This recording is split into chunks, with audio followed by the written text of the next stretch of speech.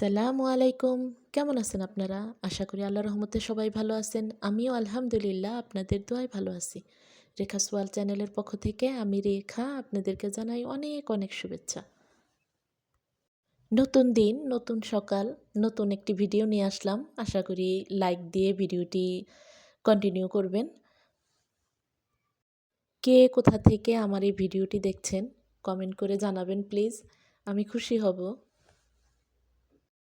তো চেষ্টা করছি রেগুলার হতে, দেখি পারি কি না। আপনারা সঙ্গে থাকবেন, সাপোর্ট করবেন, ইনশাল্লাহ পারবো। তো শীতের দিন কিন্তু এমনিতে খুব ভাল লাগে, খাওয়া, ঘুম, বেড়ানো সব কিছুই ভাল লাগে। একটা জিনিসই খারাপ লাগে, সেটা হলো ধুলোবালি।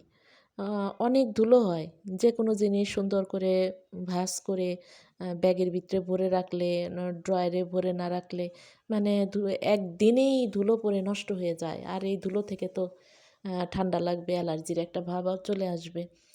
তো পরিপাটি করে রাখতে হয়। শীতের দিন কিন্তু সত্যিই ভাল লাগে। আমি তো শীতের ঘুমটা বেশি ভাল লাগে।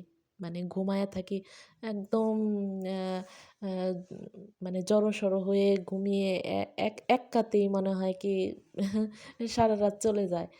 মানে আরাম লাগে। ঘুমটা খুব আরাম লাগে আমার কাছে শীতের দিনে। তো বিছানা গুছিয়ে আমি ছাদে যাব একটু। আর শীতের দিন ছাদে গেলে না একটা অন্যরকম ভালো লাগে। কারণ কুয়াশা, কুয়াশা আর ফুল ফোটে তো ওগুলো দেখতে খুব ভাল লাগে। তো আপনাদের দেখাবো আ আমাদের এই যে বাগান বিলাস গাছটায় ফুলগুলো এত সুন্দর হইছে মাশাআল্লাহ। মানে দেখলে চোখ জুড়িয়ে যায়, মন জুড়িয়ে যায় এরকম। এই যে অনেকদিন তো আপনাদের দেখাই না, একটু আসলাম দেখানোর জন্য। অনেক ভাল লাগে, এত সুন্দর। আম মানে বানরে এখনো এটাকে নষ্ট করতে পারে নাই।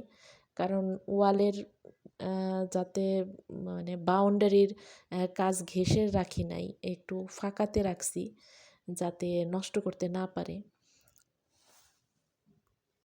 তো ফুলগুলো দেখালাম আর এই যে পুকুর পাড়টা অনেকদিন দেখাই না। আমারই আ ছাদে ইদানিং কম আসা হইতেছে। তো এই যে আসলাম আর পুকুর পাড়টাও ভিডিও করে নিলাম। কারণ দেখা গেছে ছাদে আসলে এই পুকুর পাড়টা একটু শ্যুট না করলে না ভাল লাগে না। আমার কাছে মনে হয় কি এই পুকুর পাড়টা মনে হয় রাগ করলো। ওকে আমি আ ভিডিও করলাম না। ও মনে হয় রাগ করলো। এরকম মনে হয় আমার। তো যাই হোক নিচে নামছি, রান্না করতে হবে। আজকে রান্না করব অ্যা পাং পালং শাক দিয়ে চিংড়ি মাছ দিয়ে। ওইটাই রেডি করছি।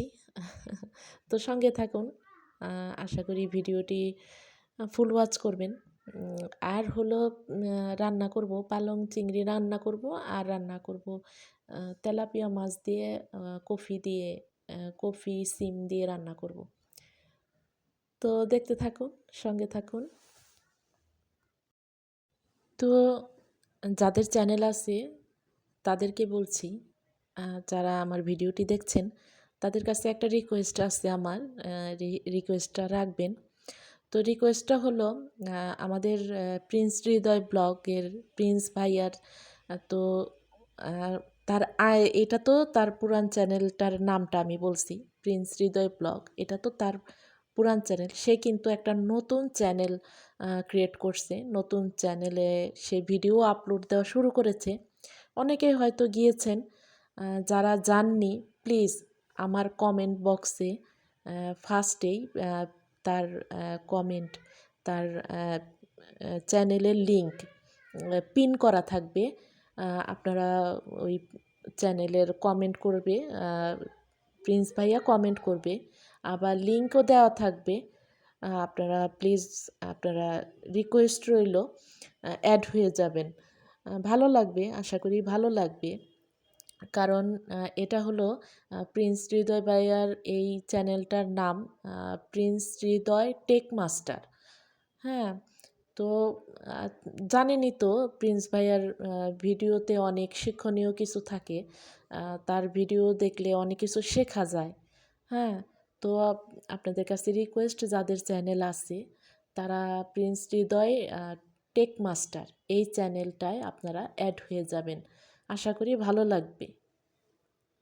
এদিকে রান্না নিয়ে খুব প্যারায় আছি। এখন তো গ্যাস থাকেই না। কার কীরকম হয় আমি জানি না। মানে রান্না যখন করব ওই রান্নার টাইমেই গ্যাস থাকে না। থাকে কখন? ওই দেখা গেছে অনেক রাত্রে ৯টার সময়। এই লাইনের গ্যাসের ভরসায় আর থাকতে পারছি না। তো ভাবতেছি একটা সিলিন্ডার কিনবো। এ মাসেই কিনবো। তো জানাবেন তো সিলিন্ডার কি কিনবো না কিনবো না?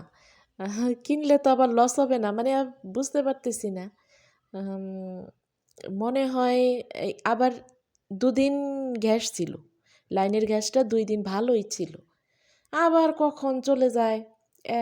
দেখা গেছে ৩ দিন ৪ দিন আবার ঐরকম কোনো রকমই থাকে না। হুম? এখন কি যে করব চিন্তা করতেছি।